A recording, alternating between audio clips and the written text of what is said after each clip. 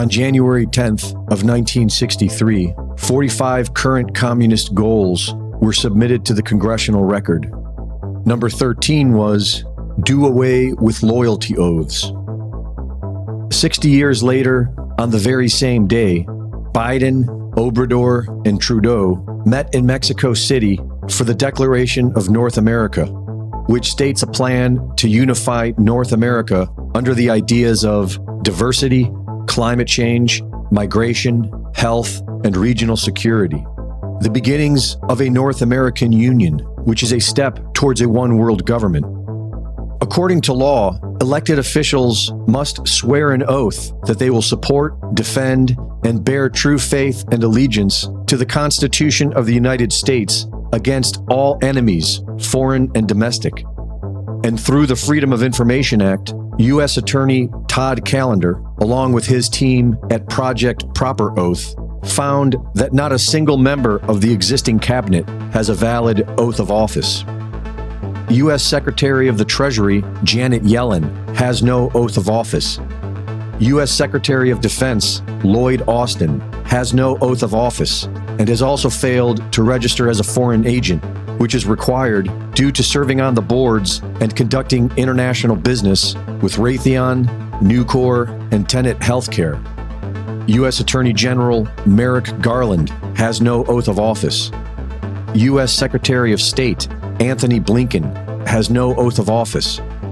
U.S. Secretary of Homeland Security Alejandro Mayorkas has no oath of office. U.S. Secretary of Transportation Pete Buttigieg has no oath of office. U.S. Secretary of Health and Human Services Xavier Becerra, responsible for declaring a national emergency during COVID, has no oath of office. Former director of the Centers for Disease Control, Rochelle Walensky, had no oath of office. U.S. Special Counsel Jack Smith, responsible for investigating the January 6th U.S. Capitol attack, has no oath of office. U.S. Attorney for the District of Columbia, Matthew Graves, Chief Prosecutor of Jan 6ers, has no oath of office. Vice President of the United States, Kamala Harris, has no oath of office. Within 30 days of appointment to public office, all public officials are legally required to have a signed and notarized copy of their oath of office. And it appears as if no elected officials in the federal government have one. They are either non-existent, incomplete, or fraudulent. The fraudulent ones are missing signatures, are not notarized, and in most of them, the words, "So help me God," are in all caps.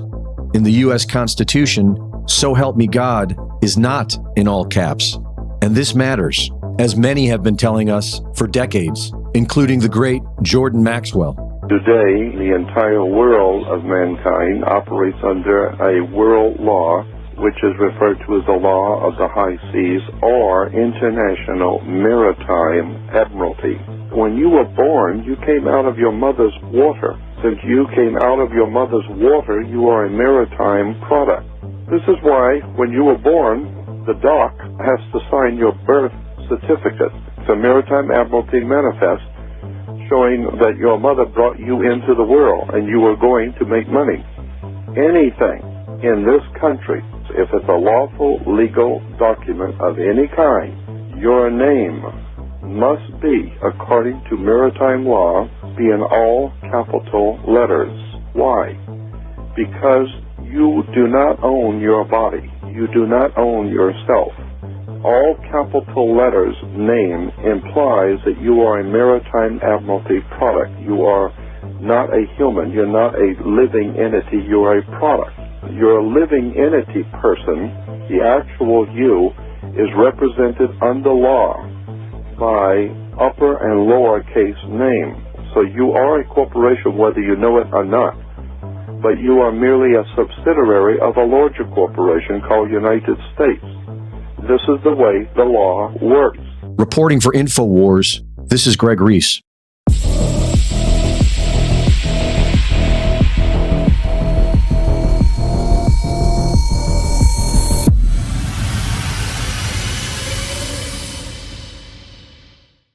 Thank you for watching the latest Greg Reese Report. Be sure to go to reesereport.com see my latest videos, sign up for my free newsletter, and subscribe for exclusive content.